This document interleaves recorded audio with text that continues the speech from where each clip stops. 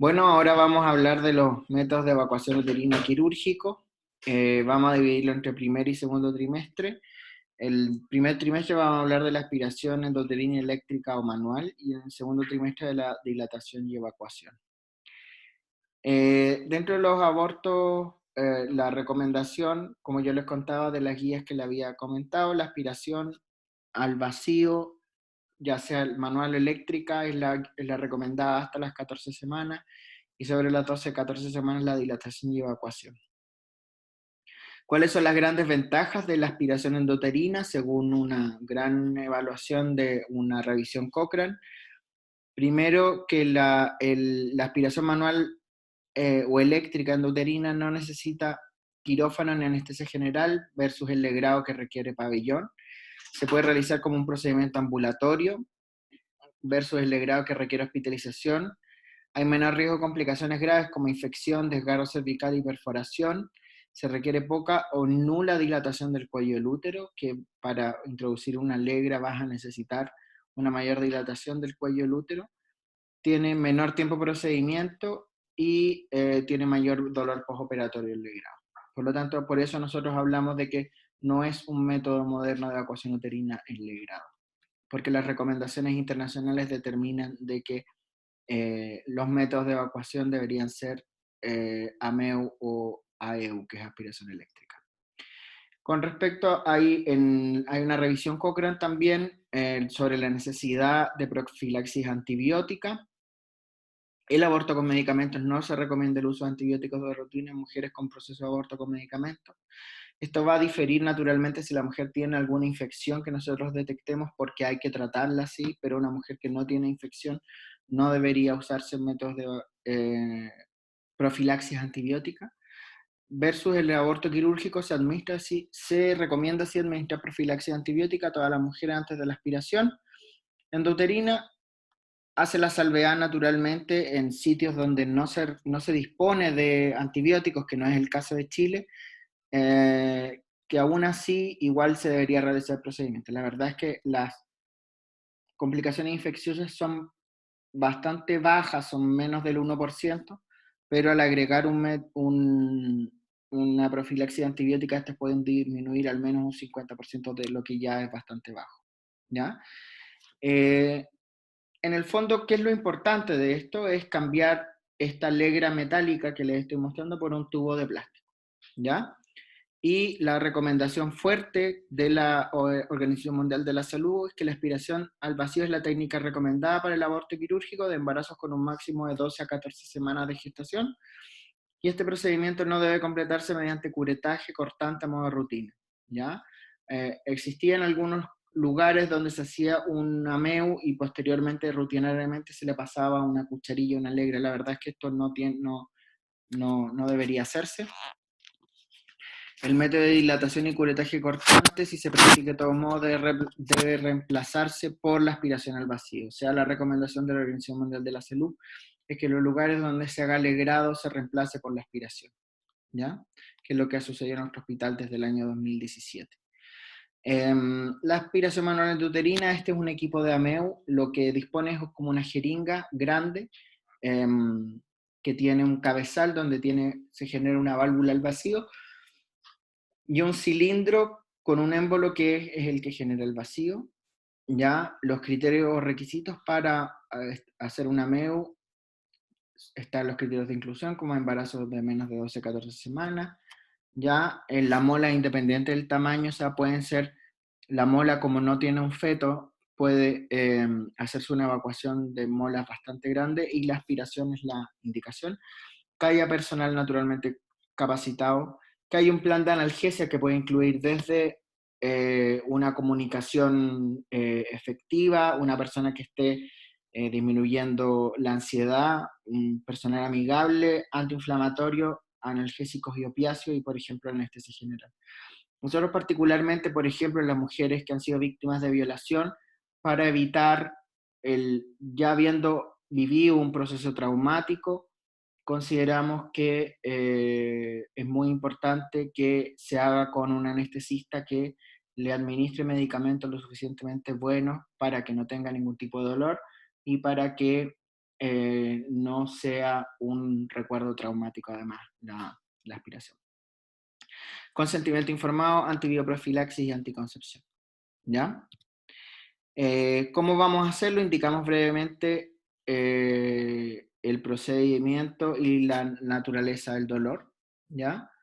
Preguntamos las medidas de apoyo que prefiere.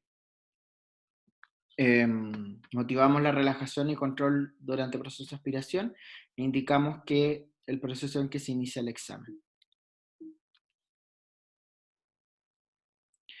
¿Cómo vamos a elegir el tamaño de la cánula? Las cánulas van desde 4 hasta 12 milímetros y estos van a depender básicamente del tamaño del útero.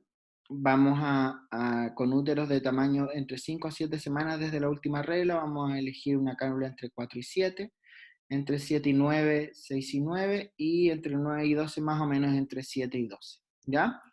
Eso es una aproximación más grande. Existe la segunda alternativa, que es medir el diámetro longitudinal del útero, y eso te va a hablar más o menos del tamaño que va a ser necesario. Por ejemplo, los úteros con tamaño longitudinal de 12 centímetros van a necesitar cánulas de 12 centímetros, y ahí podemos ir restándole 1 centímetro, puede ser una cánula 10 o una cánula 12. Y la tercera alternativa es mediante el examen físico, cuando uno evalúa y hace el tacto vaginal, evalúa el grado de dilatación del cuello del útero, por lo tanto ahí va a ver qué tamaño de cánula necesita. ¿Ya? Las cánulas son las que están viendo ustedes acá. Estas son las cánulas del dispositivo IPASAMEU 2, ya son cánulas de plástico que están graduadas. El primer punto está a los 6 centímetros, por lo tanto ustedes pueden hacer una histerometría, y el tamaño, el número que tienen es el tamaño en relación al diámetro externo de la cánula. Por ejemplo, van cánulas de 4 milímetros, que generalmente se usan para hacer biopsias endometriales, 4, 5, 6, en realidad sobre 6 o 7 se usan para aborto, y la cánula más grande que existe en este modelo es la cánula número 12. ¿Ya? Si se fijan, tiene un pequeño canto además con el que ustedes van a poder sentir la percepción de la aspereza del útero al terminar. ¿Cómo vamos a hacer la aspiración manual? Primero con una técnica séptica, una instrumentación cuidadosa. Vamos a hacer el procedimiento sin prisa, ojalá tranquilo y calmado. Es súper importante entender que además la paciente va a estar despierta, por lo tanto los movimientos muy bruscos van a generar una tensión mayor. Podemos capacitar y un seguimiento apropiado.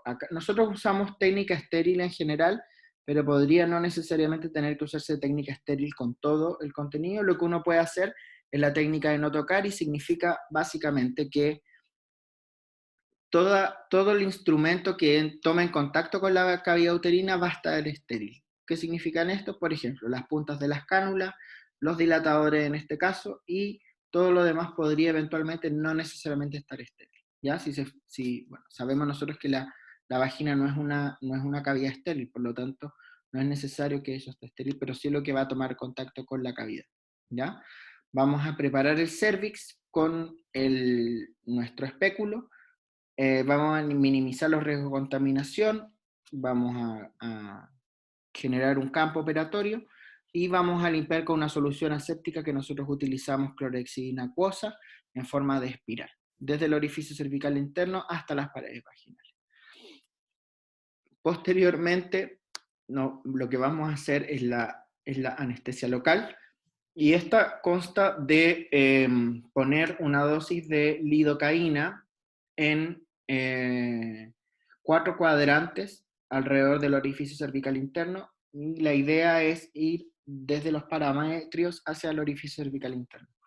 Ocupamos 20 cc de lidocaína al 1%, esto significa que vamos a ocupar un total de 200 miligramos, en el pliegue cervicovaginal a 3 centímetros de profundidad, 5 cc en los puntos 2, 5, 7 y 11, y vamos a distribuir con una aplicación lenta, y vamos a esperar el tiempo de latencia, que son entre 3 y 5 minutos, para que se impregne el anestésico y genere la anestesia que estamos buscando.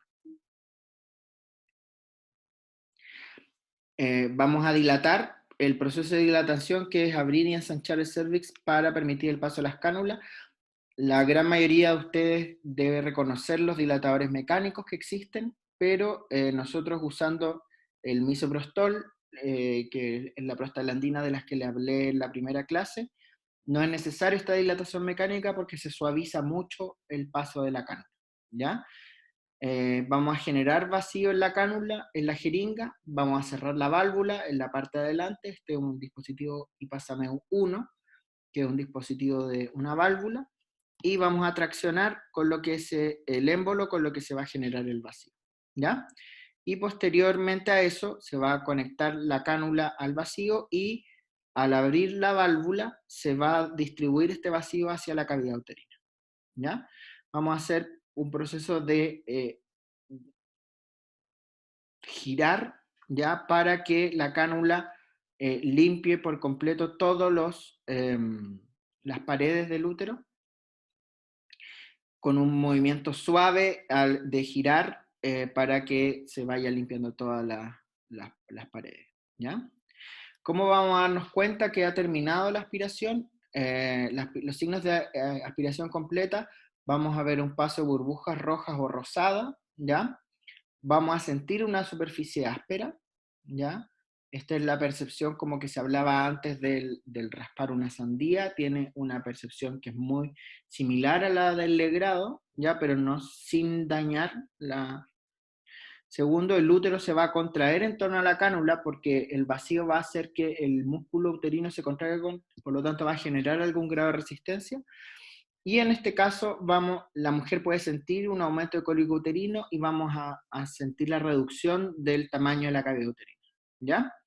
Y al finalizar vamos a retirar suavemente la cánula, retiramos el tenáculo o pinza de Posey, observamos el sangrado, secamos la vagina cuidadosamente, retiramos el espéculo y secamos la boca, ¿ya? Muy importante confirmar que el tejido que ha sido extraído corresponde al tejido que esperábamos sacar.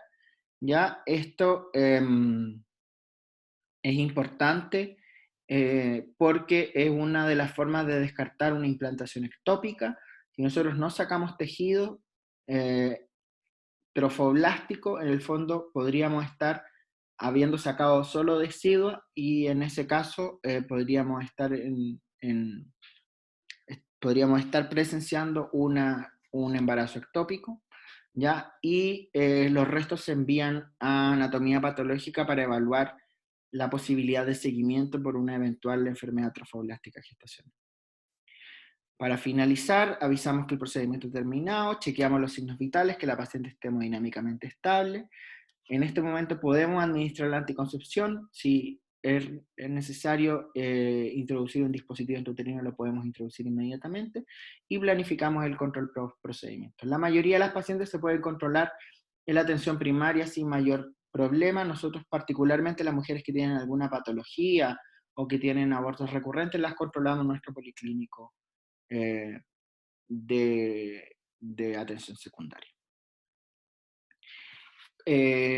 Y eso es con respecto a la evacuación endouterina.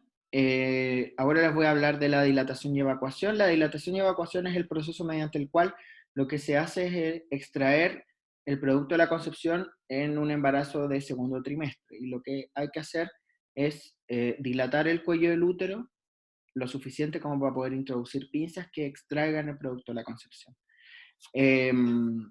La verdad es que es un procedimiento que nosotros no realizamos de rutina porque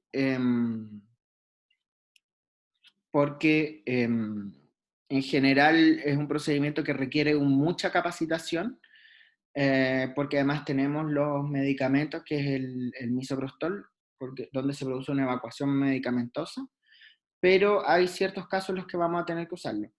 Las grandes ventajas en general, que es una operación más rápida, evita el dolor y la tensión de la expulsión, es preferible para algunas mujeres que no quieren pasar por el proceso de un aborto de segundo trimestre. Se puede realizar de manera ambulatoria si todo anda bien, naturalmente esto tiene que ser con anestesia, y es menos costoso que el aborto con medicamentos en segundo trimestre.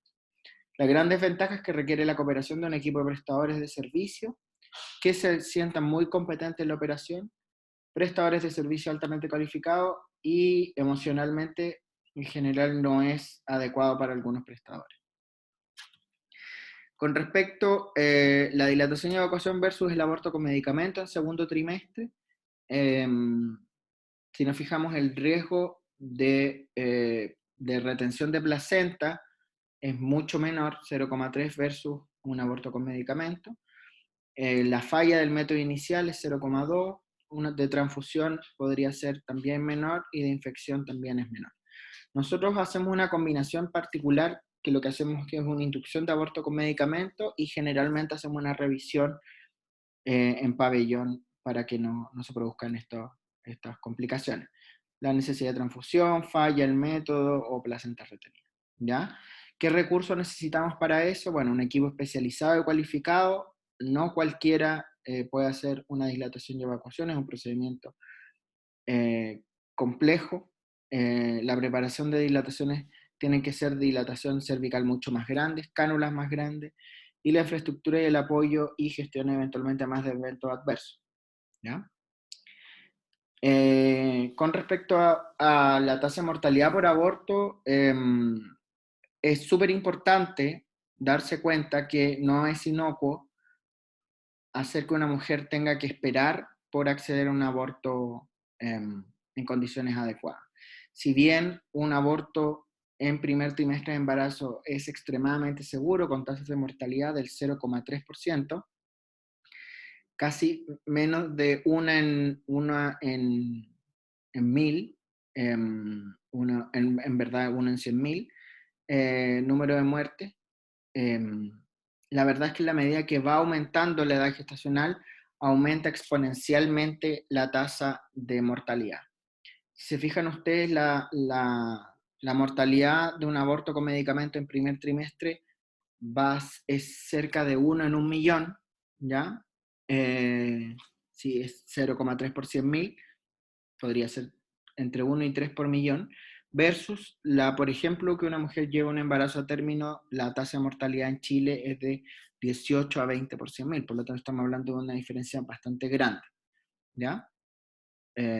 Y estos son abortos legales, naturalmente, no estamos hablando de abortos ilegales inducidos en condiciones de riesgo, ¿ya? Con respecto al IVE y el aborto en el segundo trimestre, en general las complicaciones, la letalidad del procedimiento aumentan con la edad gestacional, pero si nosotros nos preocupamos de implementar servicios de segundo trimestre, tienen mayor potencialidad de reducir complicaciones y letalidad por aborto. O sea, si nosotros ayudamos a que menos mujeres lleguen a abortos de segundo trimestre y privilegiamos que estos abortos se puedan producir en el primer trimestre en condiciones seguras, vamos a disminuir el riesgo de que las mujeres eh, puedan aumentar su riesgo de morbimortalidad.